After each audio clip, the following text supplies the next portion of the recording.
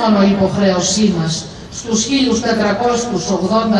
συμπολίτες μας που συνελήφθησαν στις 4 Μαρτίου του 1943, αλλά και υποχρέωση στη συλλογική μας μνήμη και στη νεολαία μας. Όπως και εδώ κάθε μνημείο, έτσι και αυτό έχει πλέον ήδη τη δική του ιστορία να διηγηθεί. Μετά από δεκαετίες συζητήσεων, αρνήσεων, αναζήτησης θέσης, αναβολών, η πόλη με μια εξαιρετικά επώδυνη διαδικασία ήρθε αντιμέτωπη με μια δύσκολη περίοδο του παρελθόντος της, αλλά και με την αμηχανία διαχείρισής του.